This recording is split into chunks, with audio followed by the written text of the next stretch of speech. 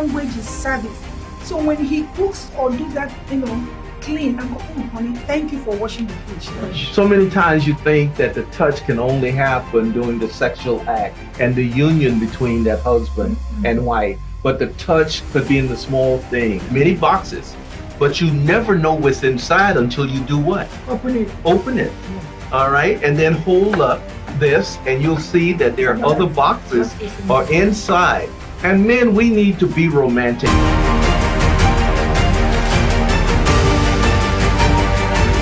Keep it real.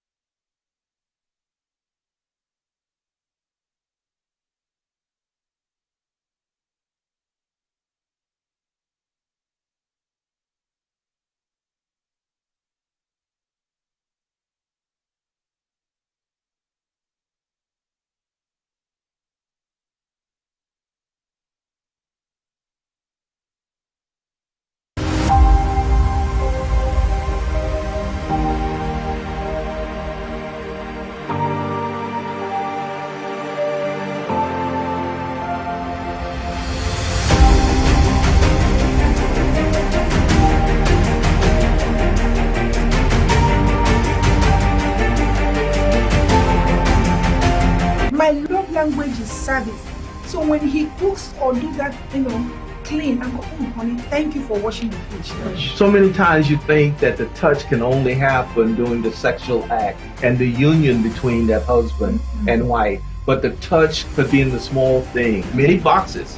But you never know what's inside until you do what? Open it. Open it. All right, and then hold up this, and you'll see that there are other boxes are inside. And men, we need to be romantic.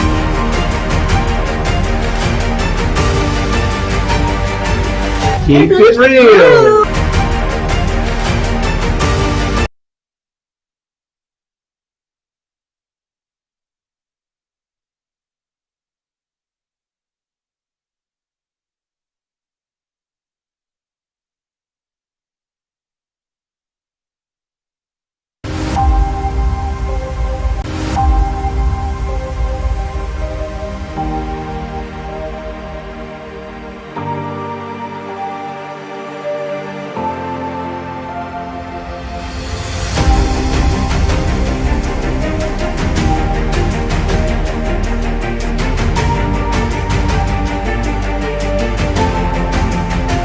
My love language is service. So when he cooks or do that, clean and go, honey, thank you for washing the dish. So many times you think that the touch can only happen during the sexual act and the union between that husband and wife. But the touch could be in the small thing, many boxes. But you never know what's inside until you do what? Open it. Open it. All right, and then this is your host, Dr. Keepitreal, and Sister Joy Keepitreal. Hey, good to see you. we are so sorry for starting 30 minutes late. Well, we had that Microsoft glitch that happened on last Friday, and I guess they haven't gotten that fixed. But that's all right. We are up and running, and we have an exciting live show for you today. We'll introduce our guest momentarily. And this is episode number 73 of Keep It Real. And we want to thank all of our international viewers. Our studio in Nigeria, we hope you got audio and the visuals going now so that our international subscribers can see the program live. We're going to be taking questions and call-ins, and the number here in Houston is plus 713-485-5771. So during that time, you can call in, and we're going to go ahead and introduce our sponsor. Our sponsor is none other than Priska. We'll wait for her slide to come up. Joy, you take the honor. Her Excellency Ambassador Minister Priska Nkocha. Hey, that's my girl. World Financial Group. She works with our insurance and asks us to make sure that we are insured. She empowers us, she teaches us. Her name is Priska Nkocha. All right, there's her social media handle information. And we're going to get right into introducing our guest. And then Lady Joy will say something. We also had a storm, Category 1 hurricane here last week, and we were unable to produce a program. And so we're on today. So we have today in the house none other than Mr. Vernon Dean. Mr. Vernon Dean, we'll wait for his bio to come up. And then we also have our co-host. We'll show his slide here momentarily. Mr. Vernon Dean is founding president of the Vernon Dean Foundation, American football coach, former NFL player. He won 2 Super Bowl championships with the then Washington Redskins. They are called the Washington Commanders now. He's a community advocate, activist, mentor, coach. He's father of 2 sons, Joshua and Jalen, and he has 4 grandchildren. And then we also have Mr. Brian Bartholomew. He is the co-host of Keep It Real. We'll wait for his information to come up. And we're going to be talking today about the golf celebrity tournament that's happening. And Brian is the sponsor of this golf celebrity tournament that's going to be happening at the end of the month. He's owner of Brian Bartholomew Real Estate, entrepreneur, investor, professional credential, realtor, certified accredited specialist, husband and father. And boy, he was on with Elaine the last time of Miss and Dr. Van Zoom. We were out of the country, and tell them where we were. Out of the country, because we've been so many places. Yeah, we went out of the country. We went to South Africa because, you know, we travel a lot. I want to make sure it says out of the country because inside here we travel here too. But we went to South Africa and it was something God did. It was beautiful. That was my first time though. That was your first time going to South Africa. That was my 7th time. Yeah. And I tell you, that long 17-hour plane ride, I slept for 8 hours. And then last week we were in Gatlinburg, Tennessee. I celebrated my 68th birthday. I know I don't look it, thank you very much. But you know, Beryl hit on July 7th. And we were without power. In fact, Brian didn't have power for a whole week. Mm-hmm. And he had to pack up his threads and go stay someplace else. It looked like a Category 1 hurricane, looked like a war zone on our street. We lost power for about 27 hours, but then the phones went on the blink, and then also our fence was blown down, but thank God for insurance. All right, well, let's go right into our program as we talk to Mr. Vernon Dean. Welcome, Mr. Vernon Dean, to Keep It Real.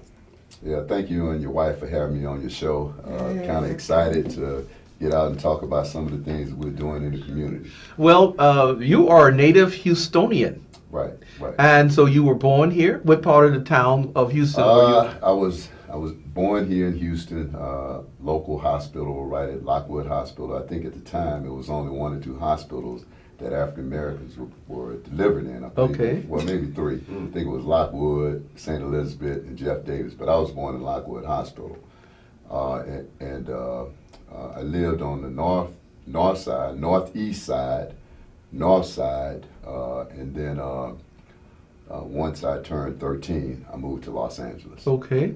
Was your dad in the military? No, my mom and dad, unfortunately, were divorced after 19 years of marriage. But it was 8 of us. Mm-hmm. So come from a large family. I'm the youngest. Okay, wow. The youngest of how many? Well, my mom and dad together had 7. My father, prior to him, my mom getting married, had a kid, but he was like my brother, so I really honestly didn't So there know. were 8 of you, Right. and you were the last? Yes. Okay, and then what did you do when you went out to L.A.? I was a bad kid. A bad kid? Were you in gangs then? Well, I was a fake gangbanger. Okay. I think I was more a rebellious type kid because I honestly didn't want to go to Los Angeles, and my mom I kind of was falling off the path that I guess my siblings had done, because most of my siblings were really good students. Mm-hmm. And prior to me going into the 8th grade, I was a really good student, but I kind of got a C, and that was bad in my family. Mm-hmm. So, and then I got into some other trouble, and my mom decided I needed to either be with my father or either needed to be with her. And that's where he was out in... No, my father was here. I just kind of, my father had remarried, and I kind of looked at my father and my mother, and I kind of just, I kind of didn't want to go with my father. Okay. All right, so what was the turning around point for you, Vernon? It's kind of hard to say. I do know this. I believe I was in the 10th grade, and I actually shared this story with somebody before. I was in the 10th grade, and I was doing some delinquent stuff, and one of the dean of students saw me, and then maybe a week later, I think I had just turned 16, he told me I was going to be dead by the time I was 21. Wow. Right. And at that time, I'm like, man, so I only got 5 years to live. I didn't want to go home and tell my mama, because I knew my mama would have went up there and said, hey, man, what you doing saying that to my kid for? So I think at that point, I started being conscious of things, my surroundings, decisions I made, people I hung out with, and that kind of stuck with me. And then it was kind of in my mind. This dude said I was going to be dead by the time I was 21. And I just think that, and then along with other people around me, seeing the talent that I had, said, hey man, you need to do this. you should do that. And then I think that along with other coaches and other teachers that were around me, they said, hey man, you got so much talent, this is what you need to So do. you were an athlete in high school? Well, I mean, initially I wasn't, but then I guess coaches saw that I had talent, and yes, I became an athlete. Mm-hmm. And you played football or all sports? I played football and ran track. Okay. I mean, I was on the track team, but you know, I was more of a football player, but Okay. I was on the track team. And so, and then also you went to college? Yes. And you played college football? Yes. Okay. Yes. And what position did you play? And I think that's where you gained your notoriety, correct? Yeah, pretty much. I went to San Diego State. Actually was a decent athlete going into San Diego State, but I became a better football player because of the coaches around me. Okay. And I think most of them took an interest in me because I wasn't a bad kid. Mm-hmm. I just made bad decisions, Mm-hmm. you know, and that's kind of what happens to kids today. They're not bad kids. Mm-hmm. They just make bad decisions. They just have misdirected talent and energy. Well,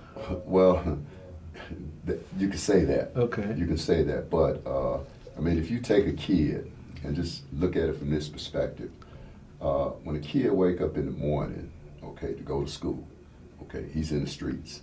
Okay, when he get to school and go to the classroom, he's in the classroom, he sit around, he learns. But once he leaves school, he's back in the streets. If he gets home and there's nobody there to reinforce what he learned in school, he go back to the streets. And that's what you call Learning latchkey kids. Right. When they go home, the Right. parents are working, and Right. then they just get into all types of trouble, Right. and they are easily persuaded Yep. and influenced by the other persons Right. that may not have good character. Right, and they're learning more from the streets, Mm-hmm. you know, because they're not taking what they learned in the classroom home. And then the only reinforcement that they get is once they go back to school. You know, and that's why it's important, you know, that if you can, you know, and I'm not saying that for every kid, because trust me, man, it's a bunch of single parents out there that have done an outstanding job with their kids. Bunch of them. So I'm not saying every single parent, you know, is bad. That's not what I'm saying. Okay, I'm not saying that. What I'm saying is, excuse me, there's got to be a resource for that kid, you know, that he doesn't get swallowed up by the street. Okay. So that's why I said at home. absolutely. Well, you want it to be It reinforced needs to at be home. reinforced. It should be. It should be. It should be. Learned at home too. It should be. But it that should be. reinforcement is critical It's important. at home. Absolutely. It's important. Starts at home. So, Absolutely. Brian, Absolutely. I think your environment was different from Vernon, correct? Yeah, a little. Okay. I too come from divorced parents. Yeah. Okay. When I was about 10 years old. So, you know, my story is a little different in fact that at 10 years old when my parents divorced, my mom brought me to Houston. That's how I came here. So with that in mind, I didn't know my dad was around for a few years, and I had to learn a whole different environment. My mom worked in television, and she worked overnights in order to keep food on the table. So I was home alone most of the time. Fortunately for me, I didn't take the path of the streets. Okay. You know, my mom taught me well, and today I thank her for putting up with my resistance to learn, taking care of myself, cooking, cleaning, doing everything I need to do, making A's. I graduated, I think, third in my class in high school. Wow. So, but I had every reason, and my dad said that too, I had every reason to become one of those kids on the street and go down a different path. Often, I think he made a point that I wanted to say. It's a choice thing, okay? Yeah. We grew up from Nigeria. We didn't have all the luxuries, but we were so happy and contented. You know, my mother can say, take care of my child, I'm going. So some people still, at that, we are doing bad things. So when he said that, I wanted to ask you a question. I said, if your parents are already messed up, where do you go? You know, Right. the street is feeding you junk, Right. and then the house is feeding you junk. It's what you eat, is who you are. So what I'm just saying is that I like what you said. It's a conscious decision, you know, Right. because the street is there, Right. but it may not enter you. For me, I believe that is a mindset. And me, I was fortunate that I was born in a Christian family. How they guided me, they shielded me. But you know, when we went to college, they weren't there. I still could have done what I want to do, but I had that mindset. You had that discipline. Discipline is very key too. Right. Go ahead. Let me make this point. Let me get this clear. Okay, I was raised by my mother, who was a strong disciplinarian. My father, who was, not in my life every day, but he was a phone call away.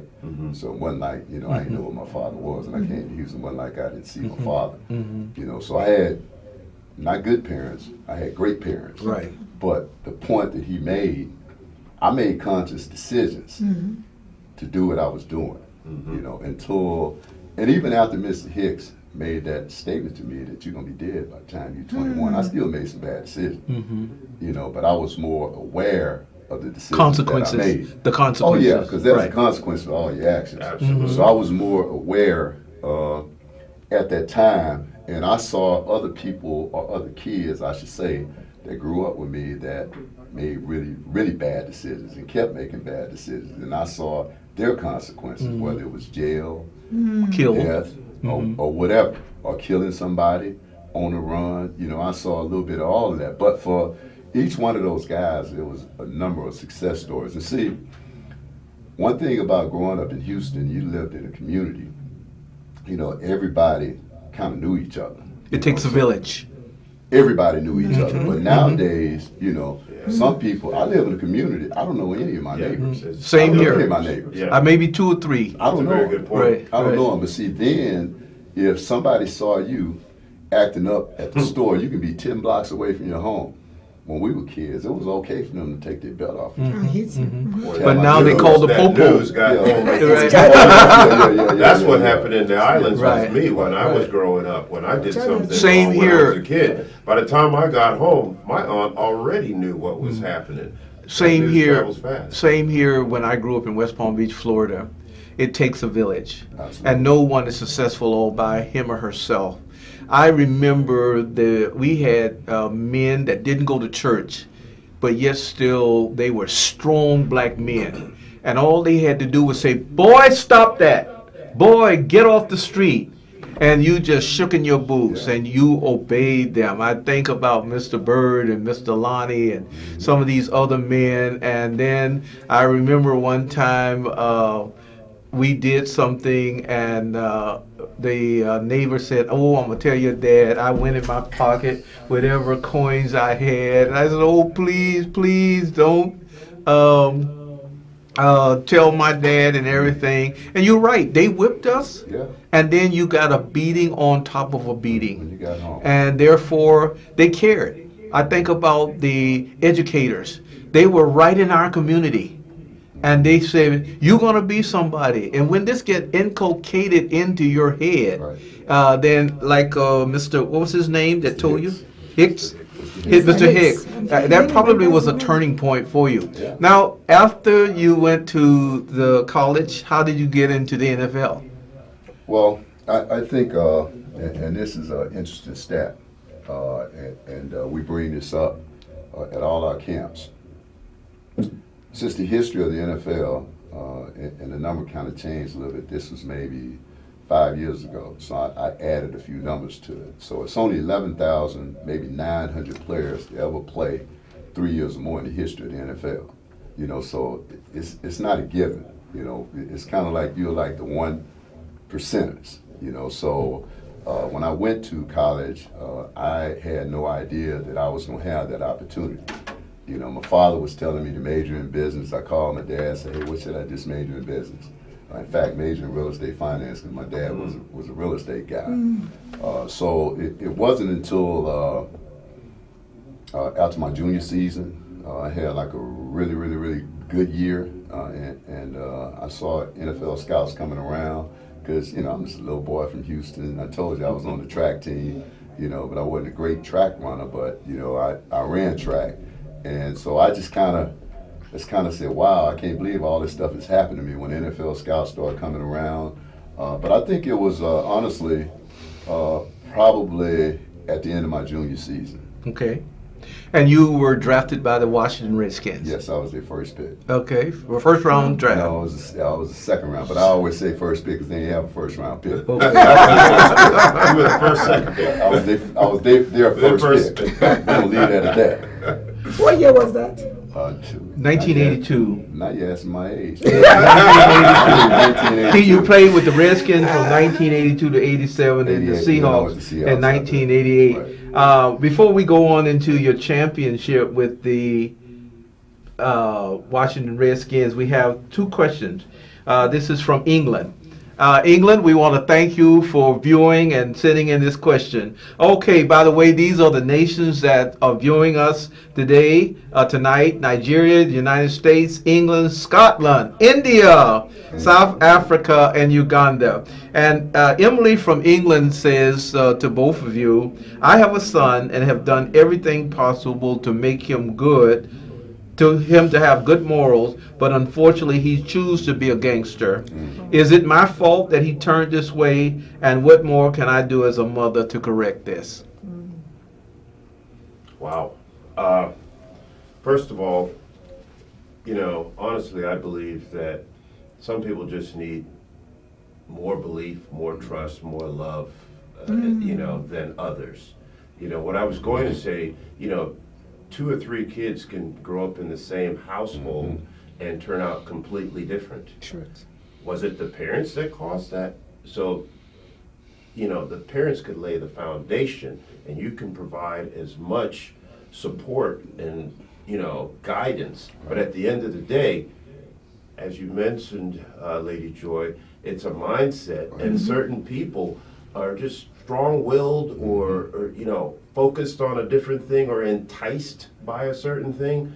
So I think when you identify those individuals, you're going to have to seek out resources to support and help you to redirect that child. Exactly.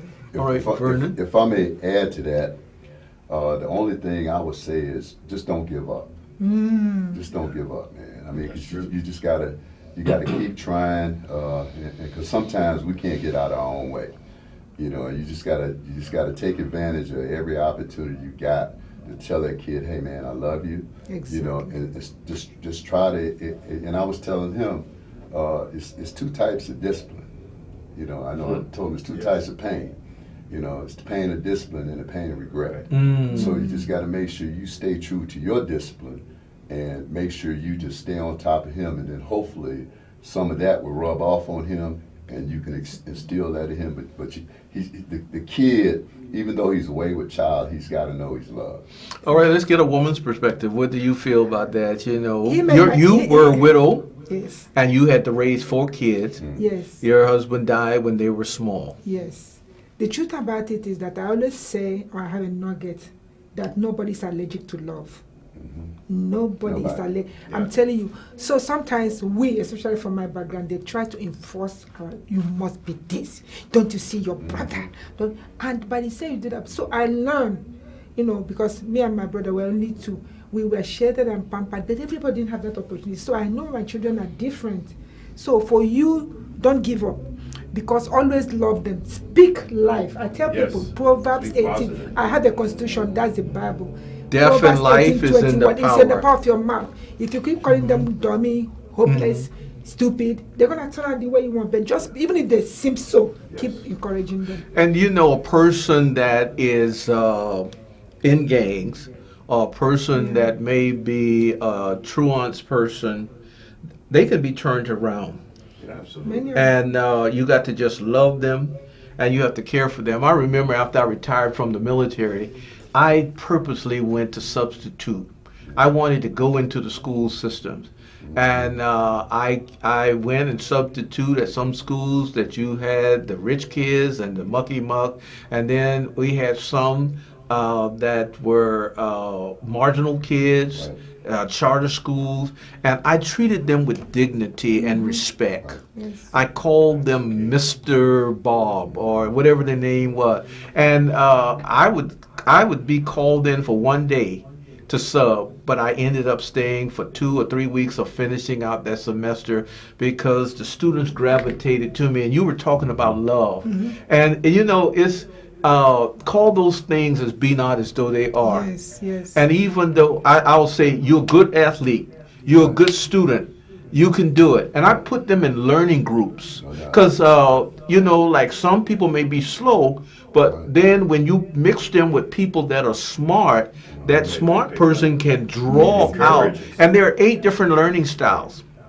And so we got another question, and they ask, we have over 1,000 viewers right now. We thank God for that. See, I knew Mr. Dean would show us the money.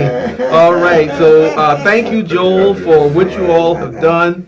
And we got a question from India, and we'll get into talking about his foundation and the golf tournament that's coming up. And if you want to call, just go ahead and give us a call at what did I do with it? 713-485-5771. They ask, please, is it lawful or right to spank your kids when they err? Spare the rod, you spoil the child. That's what the scripture says. Joy? In America, you all call it spouse abuse. Child abuse. And back home, we call it discipline. So it depends. Because I have somebody that disciplined a child here. Yeah. For wrongdoing, and she got CPS. And yeah, they got in trouble. But Mama, my own, when we went to school, they see here, this was the meat. They would whoop you, and they would come back and cry and say, "What So it makes us strong, discipline. So it depends on where you are. But for me, my own discipline is in my mouth. I'll tell you, don't do this, don't do this, because some people will call cops on you. So it depends on the environment. Okay. What about you? For me, again, growing up in the Caribbean, my dad had a belt. He'd probably hate me for saying that, but it worked. And, I think that is the difference in today's society, especially in the United States. We're afraid to discipline the child. We're afraid of the word discipline. Yeah. But discipline is the precursor to everything else. Absolutely. I've learned. You spare the rod, you spoil the child. Mr. Dean? Well, growing up, I had a grandmother. When she disciplined you, she would have you go out and pick your own switch. You pick your own switch. And boy, did they sting. Yeah, my brother's watching. He can attest to this. And if you raise your arm, that meant you hit her or tried to hit her. So I had an uncle. My uncle would come in, and then he would tear you up. Now, if our mother was in town, then she would come over. Now, she took no pity. Yeah, wow. Now, I was never spanked or whipped by my father. My father was, he shoot you with a rubber band. Okay. Or he would listen to you, make you go to timeout or stand in a corner or something like that. And to me, a little spanking, didn't hurt. It just went away. But I think it was more taxing, mentally, if he just gonna make you stand in the corner for hours. And sometimes that's discipline. Yeah, sometimes you can just. I remember when my girls were growing up, and now my son, he was a different breed and a different story. I could beat him until I was blue in the face and I was tired. But all I had to do was raise my voice. Yeah. And we got a caller coming in from Nigeria. All right, Nigeria, go ahead and ask your question. Hello? This is a call from Nigeria. Hello, good morning. All right, this morning in Nigeria. From Nigeria. Okay, go ahead. Please, I want to ask, what if after confessing positively on your child, saying everything good on your child, and your child is still behaving the other way around? Okay. How do you do it? And you also ask prayer to it. How do you do it, please? All right. You speak the word over them, and you also pray over them. Joy? Yes. Yes. And the child is also behaving the way that you never thought. Yes. It will be possible. Remember what I told you. Let me tell you one nugget I shared with them. If you have a stone and have a hammer, you keep beating, hitting that stone. It's not one stroke that will break that stone. So keep speaking life. Speaking. Don't give up. We in Nigeria, because I grew up there, we give up easily. And we curse. We always curse. You will not be good. But me, it was the word of God that changed me to speak positive. So don't stop. Keep beating the hammer. By the time you know, the stone will dissolve. I just pray that it will not lead to death. So be encouraged. You know, when I grew up, my dad was in the Army, and he had a rope. He was a rope. And I was in the military, and as a chaplain, I trained the ropes. And boy, that rope stung. And then we got rid of that rope, and then he started beating us with the extension cord. And it wasn't child abuse then, and we didn't turn out to be bad kids. Go ahead. And we got a question from I'd India. like to say that I think it really depends on the child, On the because environment. different children respond to different stimuli. It's true. I have a daughter that if you just say something a certain way, it impacts her much greater than if I tried to whoop her. And that was with my daughters, too. So you have to know your child Exactly. and what's most important, what's going to touch them in their heart. Right. You have to lead with love, admonish with mercy. Yes. That's critical, but you have to know what their motivating factor is. This is a question from India, Praveen. It says, I'm watching from one of the downsides of India, probably the ghetto. Can I ask, is greatness possible for me, Mr. Dean? And can I raise outstanding kids to transform the world from my end? You are a living testimony. Right.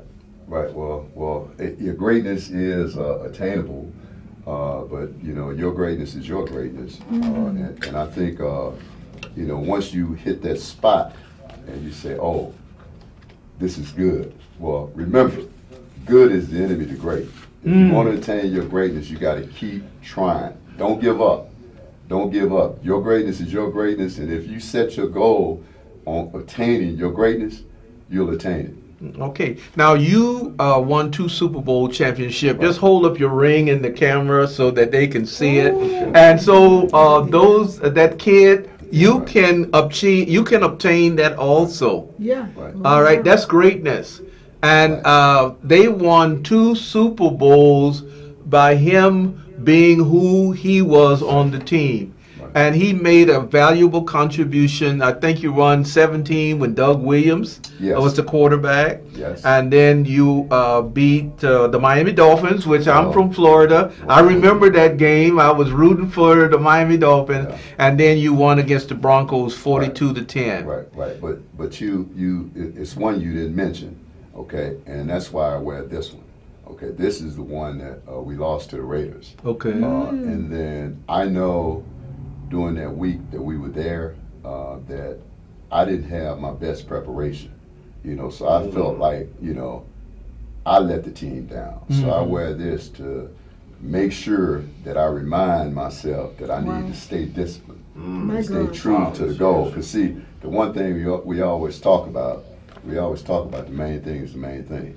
So the main thing at that point is winning the Super Bowl. That's the main thing. But somewhere during that week, I lost focus. Wow. So that's why I wear this one. Okay. So you need to stay focused. Absolutely. And so to discipline first. Discipline. Gotta stay Discipline. And stay focused. Yeah. And then you got to execute.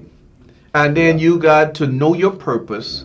And then you got to it's just like playing a piano. Yeah. You got to practice. Absolutely. You just can't go out on the field and be a champion. No, you got to you got to make sure in that, after discipline, somewhere in there, you got to make a sacrifice. Okay. And you gotta wow. So I have a coach that I work to. He talk about DASH, okay, which is discipline, attitude, sacrifice, habit, and heart. That's The good. heart's good got to one. be aligned. Wow, with that's that. that. All right. That's the acronym that he talks about quite a bit. Wow. Discipline, attitude, sacrifice, Habit. habitude is very Your important. heart's got to be in line with your habits. Right. Wow, that's powerful. Okay, y'all send Mr. Dean a tithe if you use that acronym. Now, you went from football, and you're here in Houston now, and you have started the Vernon Dean Foundation. Right. What inspired you to start this? And listen to this for all of you in Africa. We just got back from Uganda. And there were many kids, most of them were Muslims, but yet still they had talent to play soccer.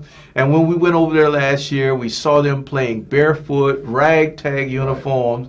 And when I came back, the Lord said, raise funds. We raised over $5,000. Wow. We just came back in May. We dedicated the field. All my team, boys and girls, had on these nice uniforms and shoes, 2 pairs of tennis shoes, socks, and all we got to do now is get the solar lights there. And if you want to make a contribution, you can make a contribution to Royal Ambassadors. That's the only thing we have left. And therefore, the Pastor Stephen, we have Rodney Gray there now, and they're doing a work. They took some council people over there. They're finishing up the church. The mayor was Muslim. I'm a Christian, but I can't go into these places in Africa where Muslims and Christians are living together and only do for the Christians. And therefore, it has transformed that community. 500, they were expecting, 1,500 came. These ragtag teams come in with no shoes. I call them, they weren't hillbillies, but they beat my team, and they took the trophy, and when they went back to their village, they went wild. So here we got another call, and then this is from Nigeria. Go ahead. Nigeria? Okay, I want to say thank you. Thank you. This season has been amazing. It has been awesome, and I've really learned a lot. It's an honor to be among Keepitreal. Thank you so much, Daddy. All right, thank you for calling in and giving us a vote of confidence. All right, so Mr. Dean, what was your inspiration? What is the Vernon Dean Foundation vision, mission, and your objectives? Okay, well, first off, you asked me, the first question was, what made me, want to start it. Throughout my entire career, I've always done community service. Whether I was with the Redskins and did it through the Redskins Foundation. And the NFL is big with that too, giving back to the community. Even though if I had done that through United Way, which I did do a commercial for them back in the day, and I've done some other stuff for nonprofits, and then obviously coaching. In the NFL, we still did it.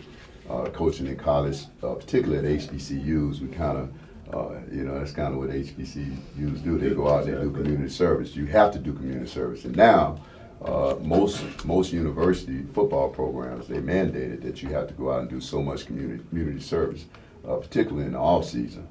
Well, when I came here, once I went to the XFL, which is a spring league, I have more time to spend in Houston, whereas before, when I'm coaching in college, it's a year-round job. But the XFL is seasonal. We still work, but we don't have to be in Dallas until our season starts. So it gives me plenty of time. And what I do is, even when I'm coaching in college, I visit a lot of schools, especially in college recruiting. You go to a whole bunch of campuses all around the country, whether it be in D.C., California, Texas, Virginia, Georgia, or wherever. I've been to all those cities. So when I come here, typically I'll go to a school and, just visit a coach. And I got an opportunity to meet a high school coach over in Aldine School District. And we talked about it, and we said, well, hey, man, let's do a camp. And he started explaining to me the challenges that he was having. And I said, okay, well, let's do a camp, make it a celebrity camp. Okay, we'll take care of everything. You just get the kids there, and we'll take care of everything. I have some players there. We'll run the camp. And I hadn't been over to that school. So when I went over to that school and I saw the facilities, I saw his football field, and I saw all that. I was like, wow, his field looked like a Walmart parking lot. And those are the kids that have the same challenges that they have out at Ridge Point. Exactly. And this is a true story. So after I did the camp at Eisenhower, 2 days later, I met my friend, Darryl Green, over at Ridge Point, and we spoke to the team, which I do speak to a lot of different teams. And the first thing that came to mind, I told them, I said, y'all need to go home and hug your parents and tell them you love them for bringing them over here. Because yesterday I was at Eisenhower, and they feel look just like a Walmart parking lot. So it was. And what is a Walmart parking lot? Concrete. Concrete.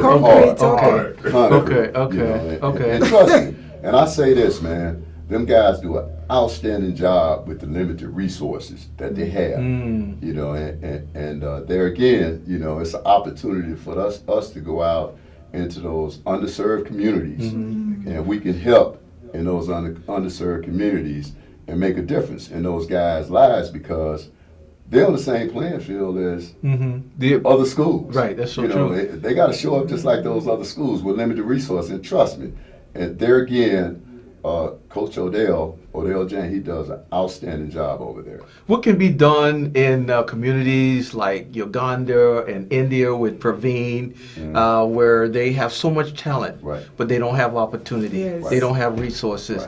Right. Have you considered maybe going out of the country? If so, you can go with us.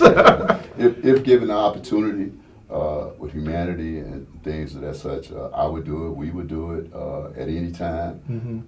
And I think the biggest thing and the biggest challenges in those underserved countries, underserved communities, is resources. It's resources. That's the bottom line. Is, Right. is resources, Right. which can be a lot of things. It can be mentoring, money, food, clothing, you know, but all of that, facilities, but all that does what? It costs. It costs. So we got to reach out and, you know, get those to come make donations to us. And that's why we try to put on events such as golf tournaments. We put on events such as a Christmas party where we have an auction in there, and all that's for charity. And you just had a sports camp. What was that about? We had a camp July the 11th. July 11th. We were supposed to have one out at Eisenhower this year, but the weather was so bad, and they have grass fields, so the fields were saturated, so we had to cancel it. And next year we're doing the entire district, all these school districts, so we'll be able to use the district facilities, district stadium. So we went out to A-Leaf School District and we did the same thing.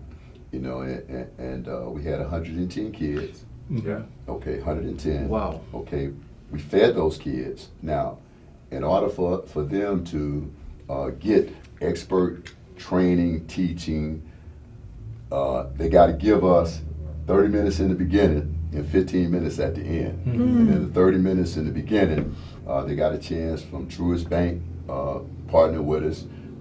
And they spoke on financial literacy, and then we have a mental health expert on our Education. board. Right. They get educated in different disciplines. Absolutely, and they have to set that. Every kid that was a part of the camp heard that. And then they have mental health, which include anger management. Wow. And that was big. And then so after that, we went out and we gave them, we taught them how to do things right.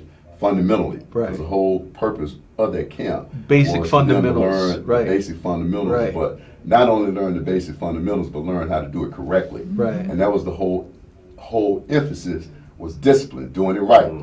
And then afterwards, we gave them lunch, and then they had a chance to hear from Mr. Bartholomew. Okay, Mr. Bartholomew, how did you meet Vernon Dean, and then what is your role with the foundation? I met Vernon Dean through his executive director, Elaine Latine, and Cliff and Elaine have been great friends of our family for over 25 years. So it was a shoe-in fit. Number two, Bartholomew Real Estate loves to do things in the community. So the opportunity when I was asked to, hey, participate in the golf tournament, I said, well, my game isn't that good.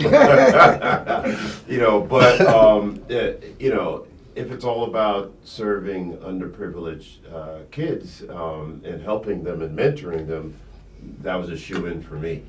So we did that last year, and that's also when I met you. All right. Right? So it's really blessed my family and me personally, and I'm learning really just throughout this experience. I'm honored to be sitting on the same couch with Mr. Vernon Dean and being in the room with royalty, you know, so. Royal ambassadors. There you go. Look at here, get us, royal ambassadors. but, you know, honestly, I am really figuring out another part of me. I will say, and touched on this before, I wanted to touch on this before, kids need to find their talent.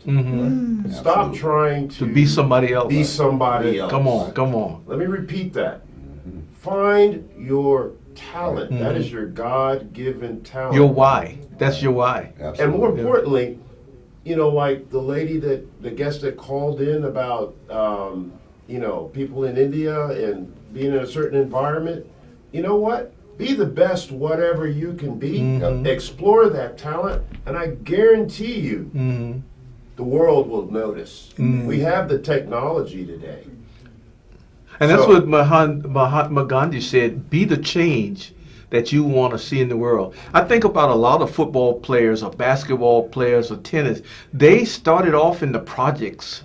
Otis Anderson, that played for the New York Giants, you played with him probably. I trust me.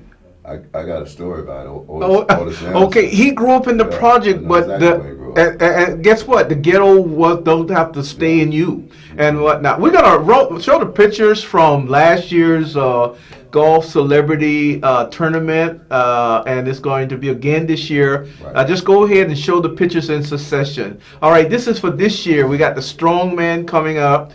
$150 includes both events where you will have a mixer on that Sunday. And Royal Ambassadors, we are one of the sponsors along with Bartholomew Real Estate. We are sponsoring a hole-in-one for $22,500. Oh, wow. 72 players get to play. You hit a hole-in-one, you get $7,500. Vernon Dean Foundation gets $7,500. And then Royal Ambassadors get $7,500, and we use it for scholarship. You can talk about this, but let me just say this. Also, if you don't hit a hole-in-one, we'll have some par threes, and if you get closest to that hole, my treasurer, Dan Westbrook, he is going to have a big meat basket worth $250 that he's going to give away. And it takes a team. A dream takes a team. Yes. And I was so elated that Walter Kirkland, I met him in Washington, D.C. He told me about it, that he was coming.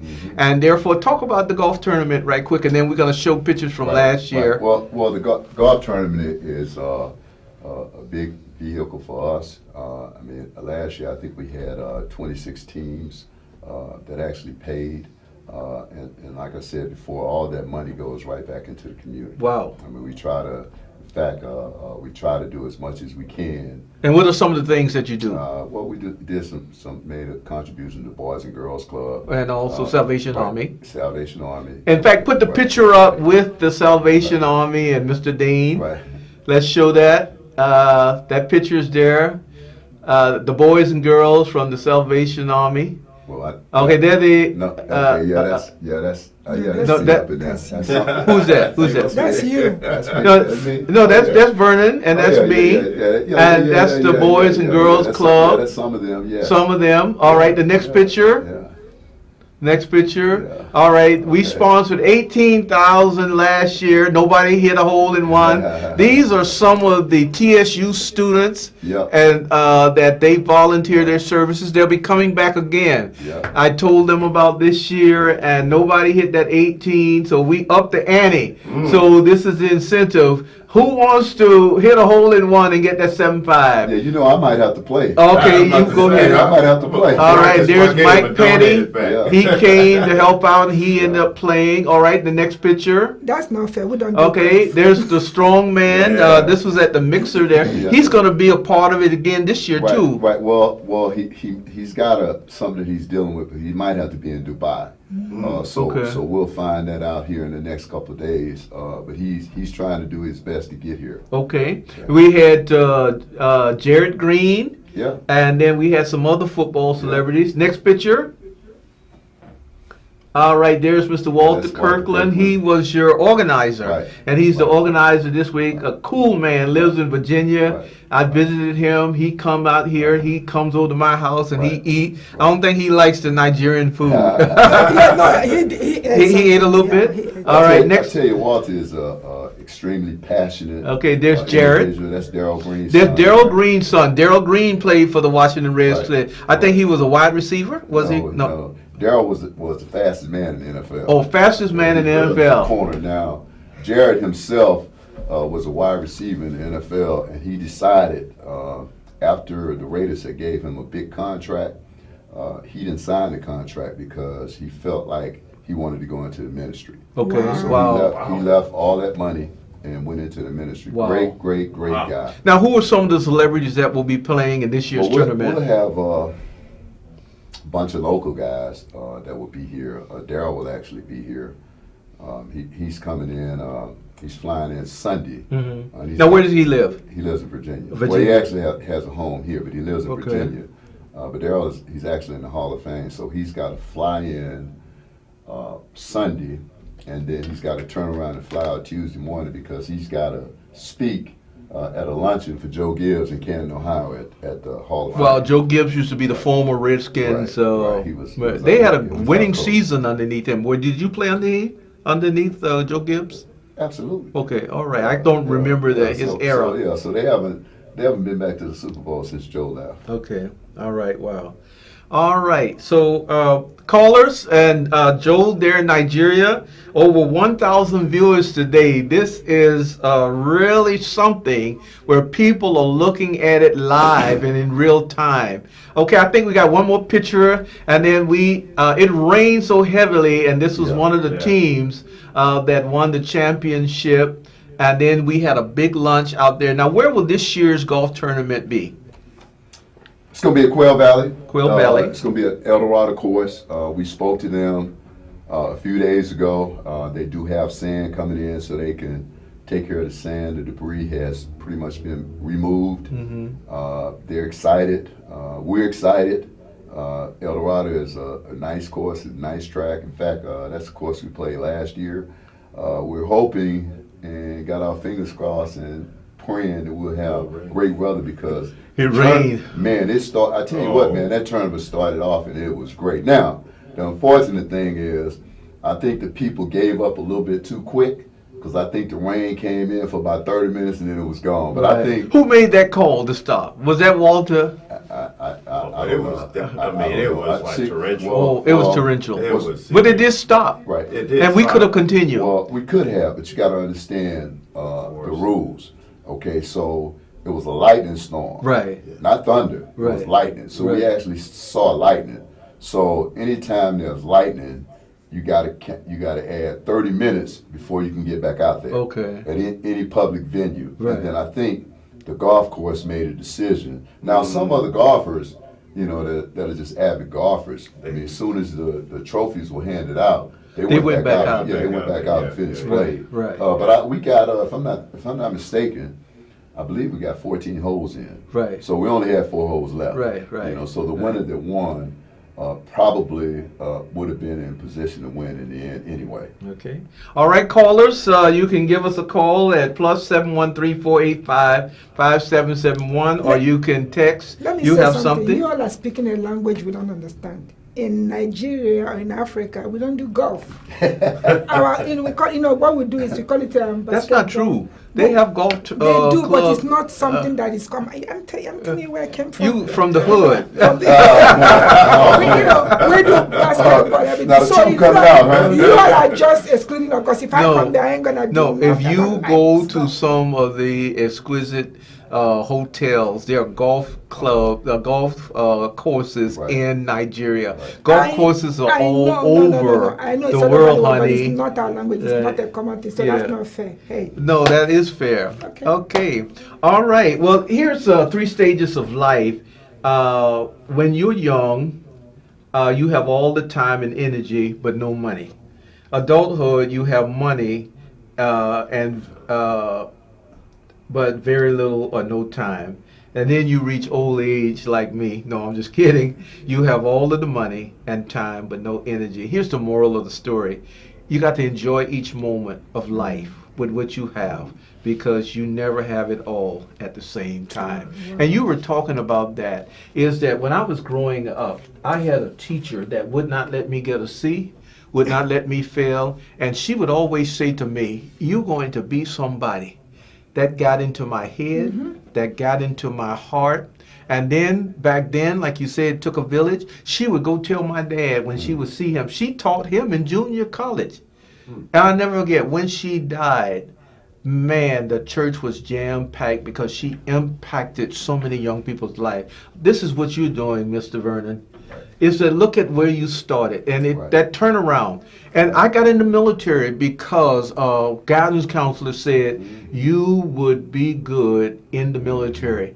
It was no place for many of the black guys that graduated from Forest Hill, Twin Lakes, North Shore, and West Palm Beach to go. But he saw something in me. Miss Jerry saw something to me. When I did my doctorate, Brian, I dedicated that book to my mom, my dad, my grandmother Celeste, and also Miss Jerry and Miss Irene. And Miss Irene had died, and her daughter came to me and said, my mom wanted you to have this, and gave me money. Even though the Air Force paid for my degree, I got all my degrees in the Air Force because Mr. Fortenberry saw potential. That's one thing, too, that you got to see in these young people, the potential. And then what you got to do is that you got to channel that that potential in the right direction. And then children and young people, you got to discover your power voice. All right, I want to wrap this up. And let's, what do you see? What are some of the future activities and endeavors that you will be doing here? And we're going to put up your contact. Tell us how other organizations or banks or churches can network with you, because it's all about networking. That's how Brian Bartholomew real estate got involved, Royal Ambassadors got involved, and we're all networking with you, and we're partners. What's on the horizon? Well, you know, it's interesting that you said that reaching their full potential. I mean, that's one of our goals. We want to make sure that all these kids have the opportunity, regardless of their economic situation, to reach their full potential. So that's like really one of our goals. And then typically, when I speak to people, I tell people, hey, you know, you see the finished product.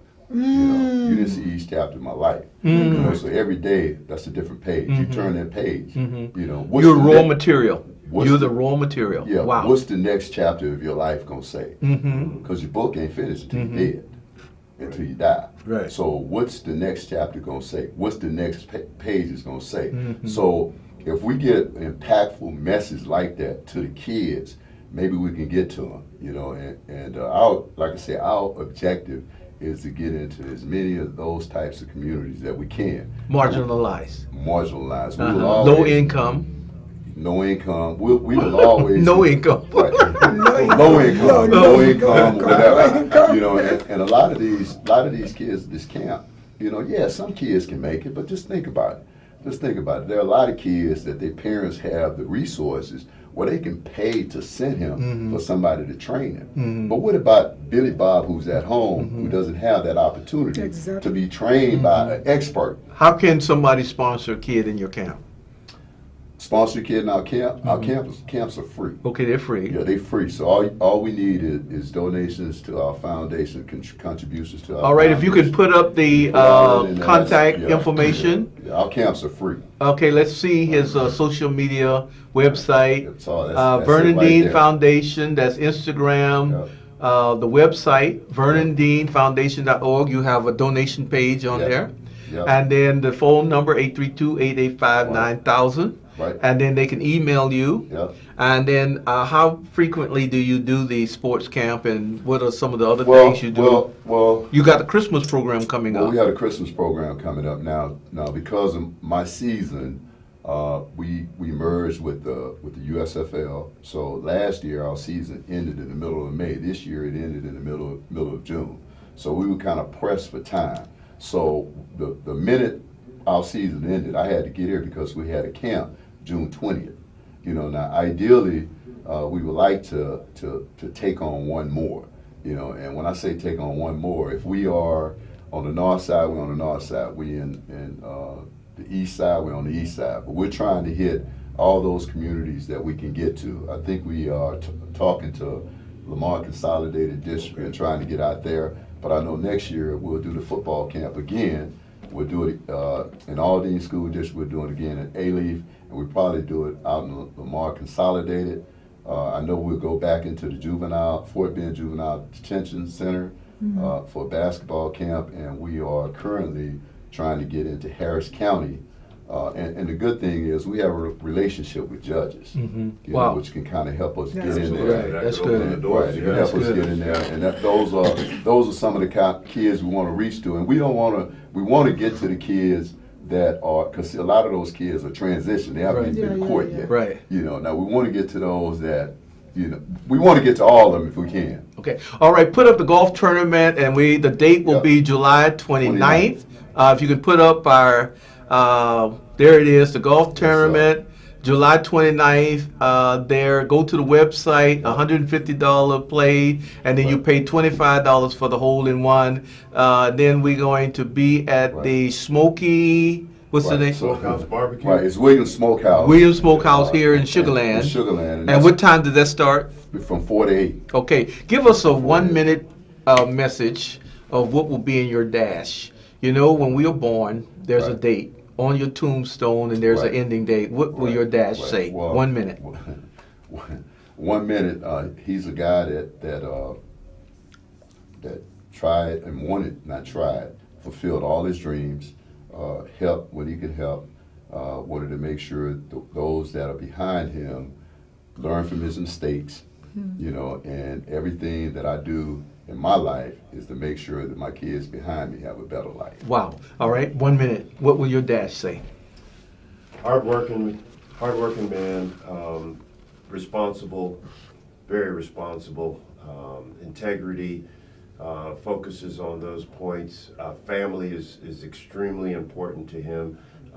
Blessed to have an amazing family, amazing kids, and loves to learn. All right, 1 minute. What will your dash say? Mine is, I don't want to be like anybody, but to be who God wants me to be. Wow. So when I die, what dash is, I want it to be like, I was hungry, you gave me food. Matthew 25:40. I was sick, you visited me. I was in need, and you helped me. And you say, how did I help you? Because you did it for one of this list. And who are the list? I always call the list people that will never repay me. People that will never, they may not even say thank you, but they may even know me.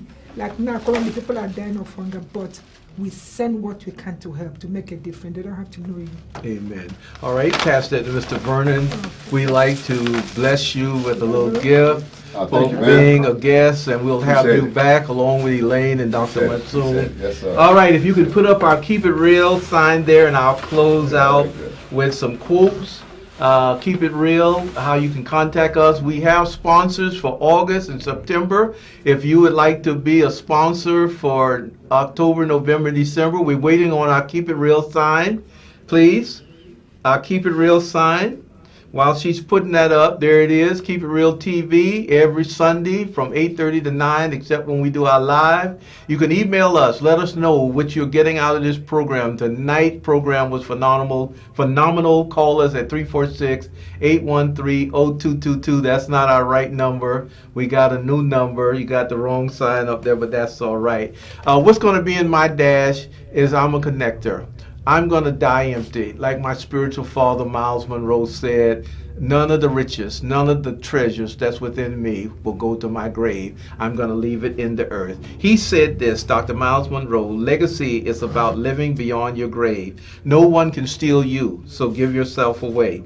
And Bill Gates said, as we look ahead into the next century, leaders will be those like Mr. Vernon Dean, like Joyce Wakey Roll, Keith Roll, and Brian Bartholomew, who empowers others. The Chinese have a powerful proverb that states, if you want joy for an hour, take a nap. If you want joy for a day, go fishing. If you want joy for a year, inherit a fortune. But if you want joy for a lifetime, help somebody else as you're passing along this way. Look at the camera, and on the count of 3, we want to thank all of our viewers internationally, the United States, and we are so glad that you tuned in. We had some technical difficulties last week with the storm and this week with the Microsoft glitch, but Joy and I will be on next week to close out with the July proclamation. information. An exciting lineup in August. We'll have Dr. Mansoon back, and Elaine will come back, and maybe Mr. Vernon can come back and give us a feedback about the golf tournament. Somebody will win that,